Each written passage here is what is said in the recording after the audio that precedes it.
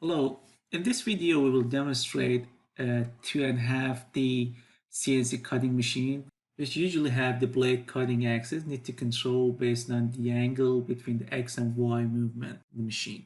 For this demonstration we will use our 3-axis EtherCAT based demo kit, which is equipped with the double axis Eston drives, control 2 servo motors as an X and Y axis, and a flex drive stepper module stacked beside the Flex 6 Nano controller controls a closed loop stepper motor represent the blade control axis. To make an automatic knife angle control based on the X and Y movement, we use a special command in Trio controllers called move tang. This command makes a gearing connection between the X and Y axis as a master and the blade axis as a slave.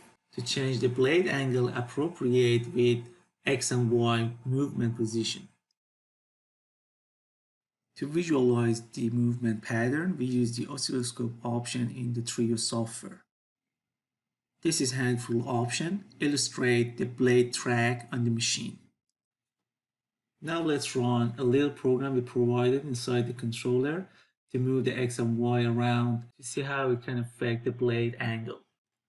In our program, we use a combination of the linear and circular interpolated moves, which show simply how the blade can follow the trajectory.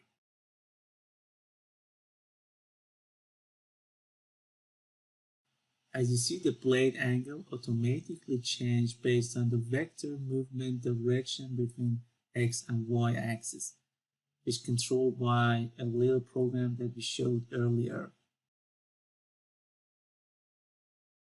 By reducing the vector speed of the X and Y movement, it's more clear how accurate blade follow the trajectory. So it means the blade speed adjusts automatically by the controller based on the vector speed between X and Y. In the other word, any change on the vector speed will change the blade speed proportionally.